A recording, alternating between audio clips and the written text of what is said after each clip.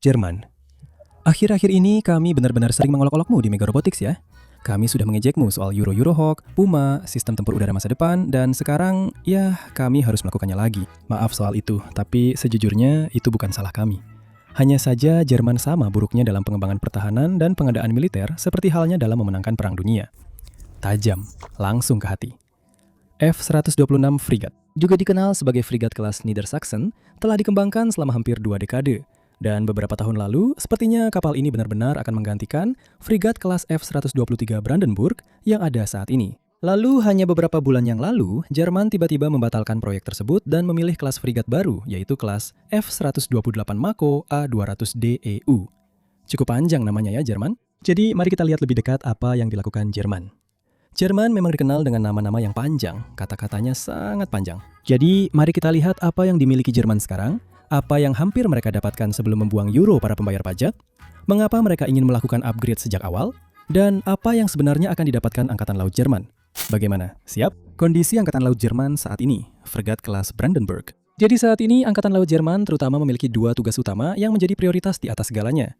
Berpatroli dan melindungi perairan teritorial Jerman, serta melindungi infrastruktur maritim seperti jalur komunikasi laut.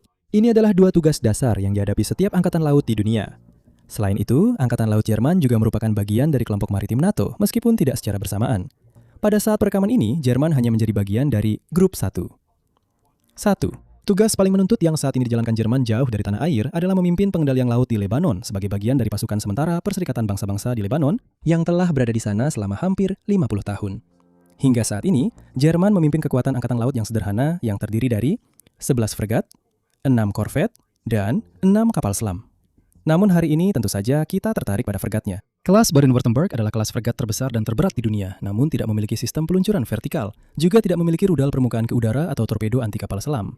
Fregat kelas Sachsen adalah kelas fregat pertahanan udara, sementara fregat kelas Brandenburg terutama berspesialisasi dalam peperangan anti kapal selam, meskipun mereka juga dilengkapi untuk peperangan anti pesawat dan anti kapal.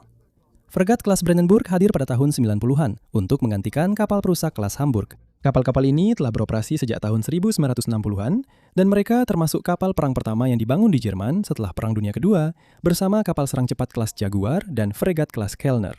Mereka, menurut semua orang, sangat buruk.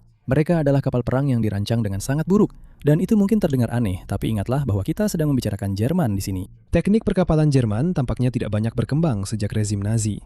Karena sama seperti kapal perusak Kriegsmarine, kelas Hamburg terlalu besar dan menghabiskan terlalu banyak bahan bakar. Untuk tetap berada di laut dalam waktu yang cukup lama, yang sangat tidak menguntungkan ketika tugas utama Anda adalah tetap berada di laut dan mengawal kapal-kapal lain. Hal ini dianggap sangat penting selama Perang Dingin ketika 2 latihan besar berlangsung. NATO mengadakan latihan Strike Back, operasi angkatan laut terbesar di masa damai sejak Perang Dunia II, yang melibatkan lebih dari 200 kapal perang, 650 pesawat, dan 75.000 personel. Tujuan dari latihan ini adalah untuk mempertahankan diri dari serangan simulasi Soviet terhadap NATO, khususnya mempertahankan celah antara Greenland, Islandia, dan Inggris, yang juga dikenal sebagai George Gap. 13 tahun kemudian, Pakta Warsawa mengadakan latihan okean sebagai tanggapan yang ukurannya kurang lebih sama. Sekarang, saat menganalisis kedua latihan ini, Jerman menyadari bahwa mereka kekurangan kemampuan anti udara pada kelas Hamburg. Secara luas diyakini bahwa jika Perang Dingin benar-benar berubah menjadi konflik terbuka, penerbangan Angkatan Laut Uni Soviet akan menyerang konvoi dengan Tu-22M Strike Back. Itu adalah pembom serang maritim supersonik yang mampu membawa nuklir, dan Strike Back akan dibantu oleh kapal selam Soviet. Angkatan Laut Jerman tidak memiliki jawaban untuk ini dan menyadari bahwa mereka membutuhkan kapal yang menggabungkan kemampuan anti kapal selam dengan anti udara. Pada akhir 1980-an, Jerman mulai merancang fregat kelas Brandenburg untuk menggantikan kapal perusak kelas Hamburg dan ancaman Soviet yang dianggap menjadi alasan mengapa kedua kapal itu sangat berbeda. Meskipun sedikit lebih besar dengan panjang sekitar 139 meter dan sekitar 21% lebih berat dengan bobot 4.900 ton, fregat Brandenburg hadir dengan jangkauan yang jauh lebih baik, sekitar 7.400 km atau 4.600 mil. Ini merupakan peningkatan yang signifikan dan penting dibandingkan dengan jangkauan kelas Hamburg yang hanya 6.300 km atau 3.900 mil. Kecepatan maksimum kelas Brandenburg sebanding dengan kelas Hamburg, yaitu sekitar 54 km atau 33 mil per jam. Sementara Hamburg dapat mencapai kecepatan maksimum 65 km atau 40 mil per jam.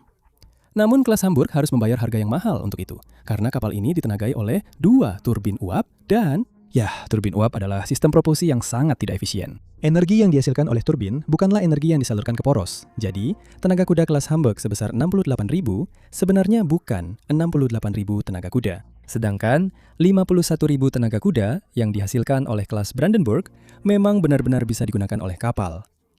Berkat peningkatan efisiensi energi, fregat Brandenburg bisa tetap berada di laut lebih lama meskipun lebih berat dengan hanya mengorbankan sedikit kecepatan. Namun, peningkatan terbesar adalah pada persenjataan dan perangkat sensoriknya. Kapal perusa kelas Hamburg menunjukkan usianya dengan sangat cepat, karena mereka hanya memiliki 3 radar pengendali tembakan dan 1 sonar. Itu adalah seluruh sistem sensornya. Sebagai perbandingan, ini sudah ketinggalan zaman pada awal 1980-an. Karena bahkan korvet yang lebih kecil pun memiliki sistem yang lebih baik. Sebaliknya, fregat kelas Brandenburg dilengkapi dengan radar pencari udara, radar pengawasan, beberapa radar pengendali tembakan dan radar navigasi, sonar haluan serta sonar tunda, perangkat penanggulangan elektronik, peluncur suar, dan beberapa peluncur umpan. Jadi, bisa dibilang, kedua desain ini tidak dapat dibandingkan dalam hal ini, karena fregat Brandenburg memiliki sistem perlindungan aktif dan pasif selain sistem sensor mereka. Peningkatan besar lainnya adalah pengenalan kemampuan udara. Fregat kelas Brandenburg memungkinkan pendaratan helikopter Sealings yang dapat dilengkapi dengan torpedo anti kapal selam atau rudal Sea-Skua udara ke permukaan. Ini merupakan kelemahan besar dalam desain kelas Hamburg karena tidak memiliki kemampuan udara.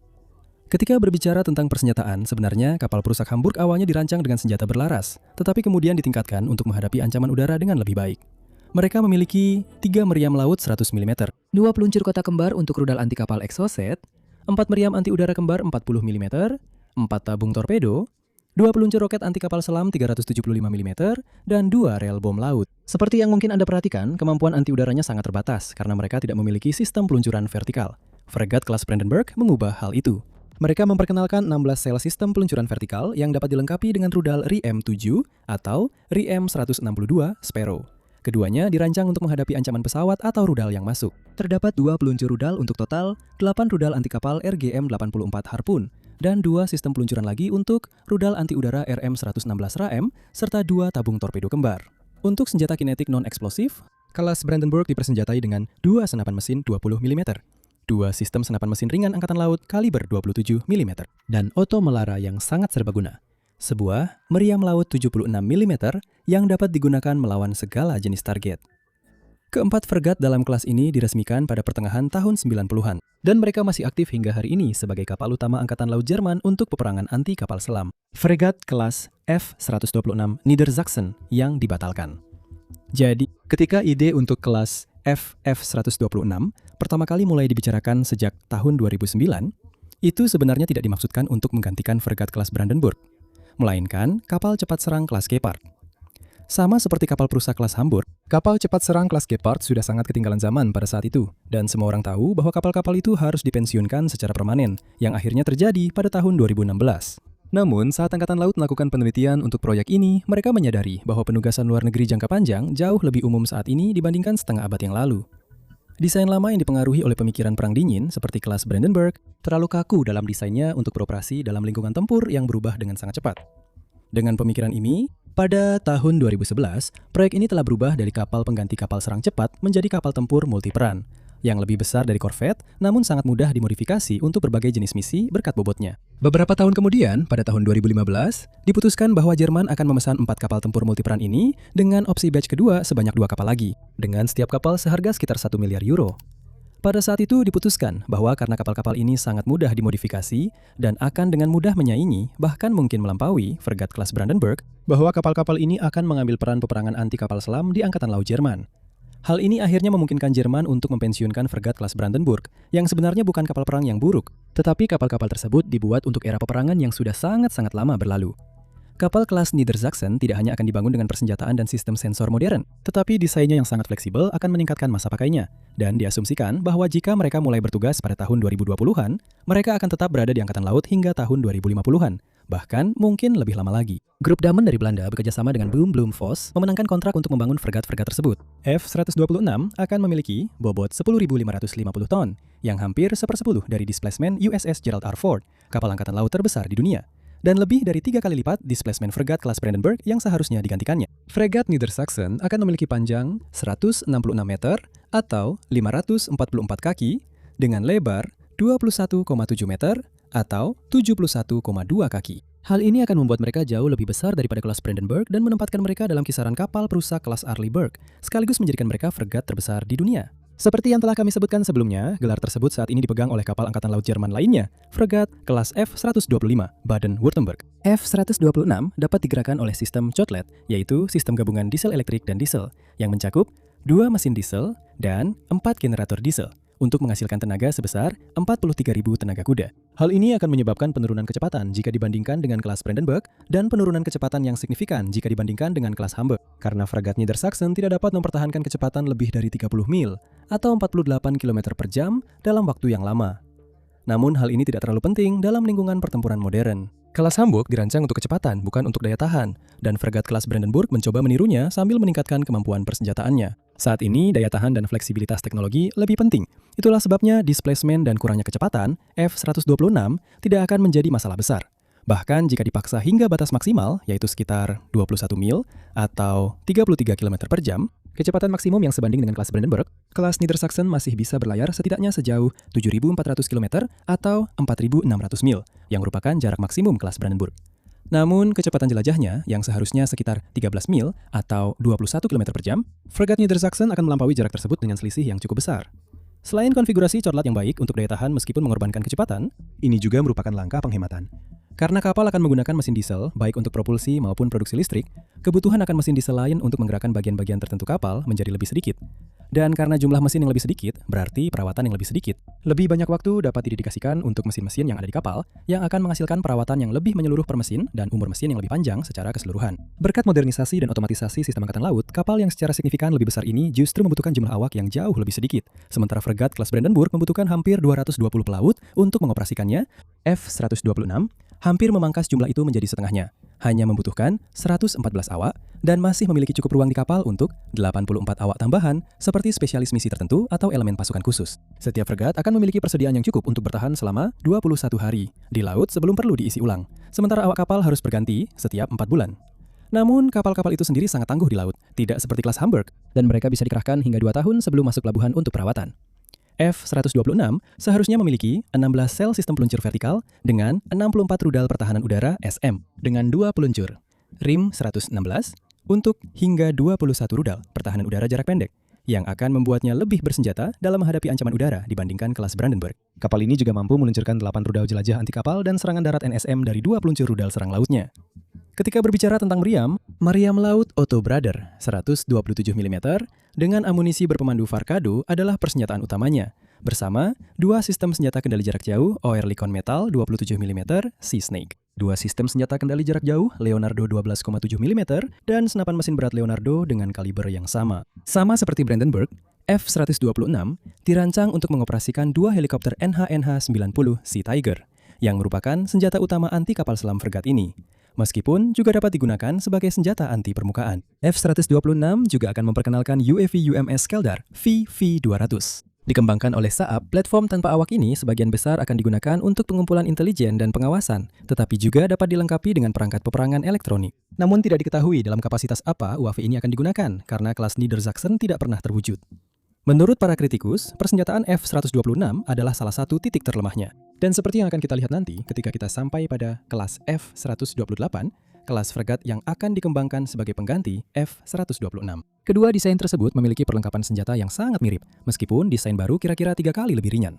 F-126 memiliki persenjataan yang lebih sedikit jika dibandingkan, tetapi ada alasannya. Hingga pidato Zeitz dan Vendetta tahun 2022, di mana saat itu Kanselir Jerman Olaf Scholz mengumumkan bahwa Eropa berada di titik balik sejarah, dan bahwa Jerman, sebagai respons terhadap invasi Rusia ke Ukraina, akan secara drastis meningkatkan pengeluaran militer.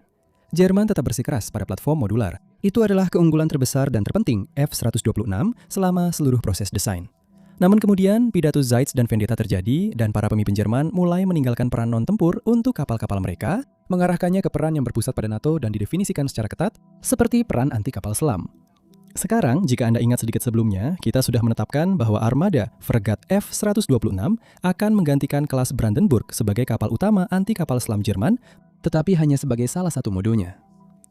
F-126 pada akhirnya bukanlah desain khusus anti kapal selam. Alasan mengapa kapal ini tidak dipenuhi dengan senjata anti kapal selam adalah karena kapal ini juga harus mampu mengawal kapal dagang, memimpin gugus tugas maritim, menegakkan embargo, bertindak sebagai bagian dari perisai anti udara, dan memberikan dukungan kepada pasukan darat.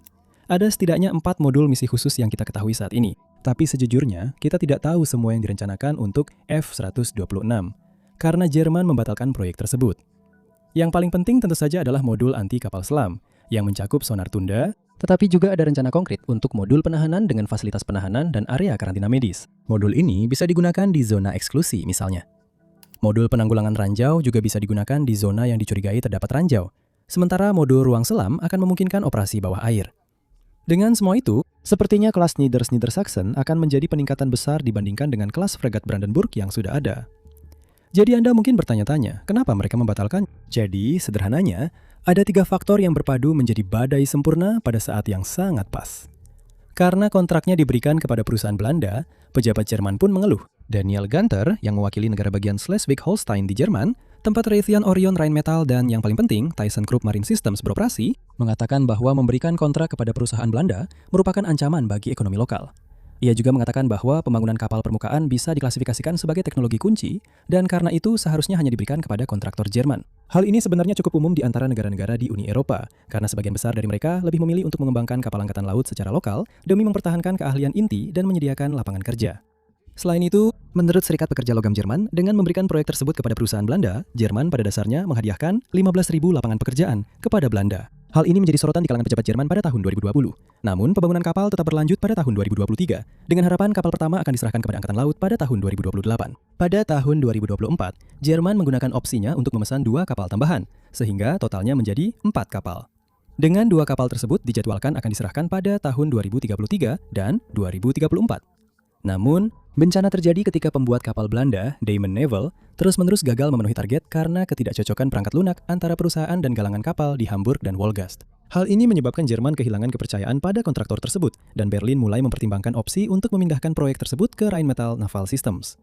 Pada akhirnya, sebuah tim peneliti menyimpulkan bahwa kenaikan biaya yang sangat besar itu sebenarnya tidak dibenarkan. Pada saat itu, sekitar 2,3 miliar euro sudah diinvestasikan untuk penelitian, pengembangan desain, dan persiapan industri. Dan harga yang disepakati dengan Damen Naval adalah sekitar 1,39 miliar euro per kapal. Ini sudah termasuk fasilitas pelatihan dan semua modul tempur. Untuk menyelamatkan proyek ini dan mendapatkan 6 kapal yang diinginkan Angkatan Laut, Jerman harus membayar sekitar 18 miliar euro, alih-alih angka awal sekitar 11 miliar euro yang sudah mencakup semua biaya program. Hanya ada selisih 7 miliar euro di sana. Jerman sempat mempertimbangkan ide untuk mengembangkan F-126 bersamaan dengan frigat Mako A-200 DEU yang akan kita bahas sebentar lagi. Namun, hal ini dianggap terlalu mahal dan sama sekali tidak ada gunanya, karena seluruh program Mako akan mencapai 11,6 miliar euro, menjadikannya jauh lebih murah dibandingkan program F-126. Murah sekali, hanya 11 miliar euro. Pukulan terakhir bagi F-126 adalah perubahan strategi yang telah disebutkan sebelumnya pada tahun 2022. Angkatan Laut Jerman menyadari bahwa pepatah serba bisa tapi tidak ahli di satu bidang mungkin terlalu benar untuk diabaikan, dan memutuskan bahwa mereka menginginkan kapal dengan peran khusus. Setelah membuang beberapa miliar euro sia-sia yang terasa sangat mirip dengan kisah Eurohook yang baru-baru ini kami bahas, bukan begitu? Serta kegagalan sistem tempur udara masa depan, Jerman membatalkan proyek yang kemungkinan besar akan menjadi fregat yang cukup bagus. Alternatifnya, fregat kelas Mako A-200 DU. Pada bulan Juni 2026, Jerman secara resmi membatalkan proyek F-126.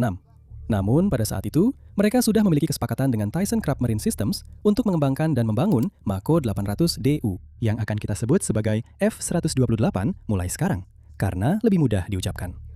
Mako adalah keluarga kapal perang, dan akronimnya berarti Multi-Purpose Combination, sebuah konsep modularitas yang menjadi dasar pembangunan F-126. Namun, konsep ini juga diterapkan pada desain induk Mako 200, yang dapat disesuaikan lebih lanjut untuk tujuan apapun. Dalam kasus F-128, itu akan berperan sebagai kapal perang anti kapal selam. F-128 akan memiliki bobot 3.950 ton, hampir 3 kali lebih ringan dari F-126, dan juga akan terlihat jauh lebih kecil, 121 meter atau 397 kaki panjangnya, dengan lebar 16,4 meter atau hampir 54 kaki. Semua kapal Mako 200 memiliki ukuran yang kurang lebih sama, selisih beberapa ratus ton dan beberapa meter.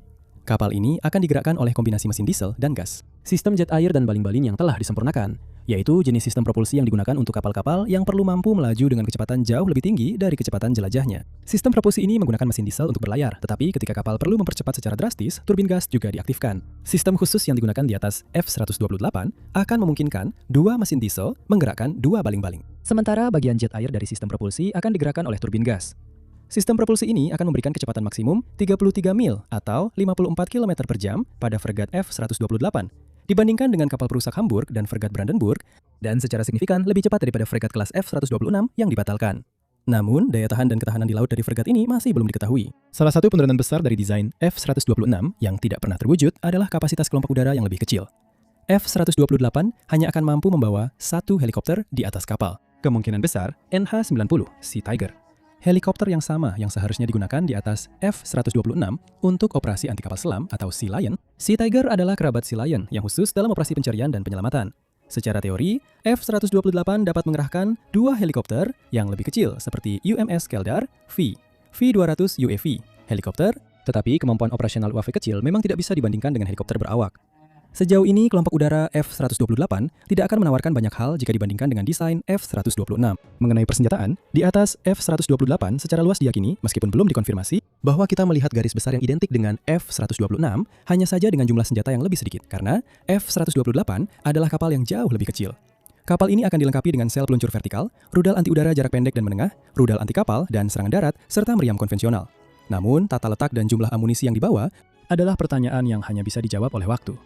Tata letak sistem sensor benar-benar berbeda dari fregat F-126, karena F-128 akan menggunakan sistem yang seluruhnya dari SAB. SAB 9LV dipilih sebagai sistem manajemen tempur, kemungkinan karena fregat kelas Brandenburg yang ada akan diperbarui dengan sistem yang sama, dan keseragaman sistem sangat penting di Angkatan Laut. Untuk radar, F-128 akan menggunakan Cidra F-1X, 4A, dan radar Ceros 200. Cidra F-1X adalah radar jarak pendek, sedangkan 4A termasuk dalam kategori jarak menengah dan mengintegrasikan tugas pelacakan senjata dengan pertahanan udara. Ceros 200 adalah radar kendali tembak yang dirancang khusus untuk sistem manajemen tempur, 9LV. Radar ini dapat membimbing dua rudal secara bersamaan, mengacaukan senjata yang masuk, dan memberikan pelacakan 3D. Ketika berbicara tentang sonar, yang sangat penting untuk kapal anti kapal selam, F-128 akan menarik sonar kedalaman variabel elektronik Atlas di samping sonar lambungnya yang masih belum dipilih. Fitur terakhir yang telah diumumkan sejauh ini adalah penekanan pada bentuk lambung yang siluman untuk mengurangi jejak panas, F-128. Knalpot mesin jelas merupakan bagian terpanas dari setiap kapal, dan biasanya praktik yang dilakukan adalah mencampur gas buang dengan udara dingin untuk mengurangi jejak panas. Ada juga opsi untuk menyalurkan gas buang ke dalam air, tetapi hal ini akan meningkatkan jejak akustik kapal, jadi belum diketahui apakah desainnya akan menerapkan hal ini. Secara keseluruhan, Jerman tampaknya mendapatkan desain yang cukup baik yang telah diuji di seluruh dunia. Aljazair, Australia, Yunani, Selandia Baru, Mesir, Portugal, Afrika Selatan, dan Turki semuanya mengoperasikan beberapa varian kelas Mako, dan sejauh ini hasilnya cukup memuaskan. Selain rekam jejaknya yang baik, fakta bahwa pabrikan memiliki pengalaman dalam produksi massal juga penting, karena Jerman sangat ingin menghindari penundaan lagi. Kelas Mako 800, DU akan menelan biaya sekitar 1,66 miliar euro per kapal.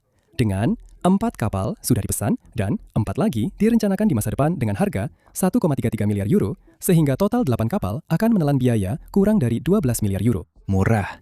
Jadi, apakah benar-benar ada penawaran bagus setelah semuanya dihitung? Nah, ya, tapi kesepakatan ini bukanlah yang membuat orang Jerman marah. Angkatan Laut akhirnya akan mendapatkan kapal anti kapal selam baru dengan harga yang masuk akal. Tapi yang membuat masyarakat Jerman marah adalah kenyataan bahwa negara ini sudah menghabiskan miliaran dan membuang waktu setengah dekade untuk membangun kapal lain hanya untuk membatalkannya. Seperti yang mereka katakan di Jerman, tidak ada gunanya menangisi bir yang tumpah. Angkatan Laut Jerman sedang menjalani modernisasi besar-besaran saat ini, dan ada banyak hal yang patut dinantikan. Jadi, mari kita lihat masa depan itu ya. Masa depan Angkatan Laut Jerman. Sekarang, proyek terpenting, setidaknya untuk topik kita hari ini, adalah modernisasi kelas Brandenburg. Fregat-fregat tersebut akan dilengkapi dengan sistem komando 9LV, serta sistem radar Sea Giraffe 4A dan 1X, dan radar pengendali tembakan Ceros 200. Kapal ini akan mendapatkan paket sensor yang sama seperti F-128 yang akan datang. Dan ini sangat penting karena kedua armada tersebut akan saling melengkapi. Dengan fregat Mako pertama diperkirakan akan mulai beroperasi pada tahun 2029. Upaya juga sedang dilakukan untuk memperpanjang masa pakai kelas Brandenburg. 6 korvet kelas K-130 Braunschweig telah mulai beroperasi dan menggantikan kapal serang cepat kelas Gepard. Sementara seluruh armada akan terdiri dari 10 korvet setelah semuanya selesai. Korvet-korvet ini menggantikan armada yang awalnya seharusnya digantikan oleh F-126. Kapal sinyal dan intelijen kelas Oster yang kini sudah sangat tua, akhirnya akan pensiun setelah kapal layanan armada tipe 424 tiba.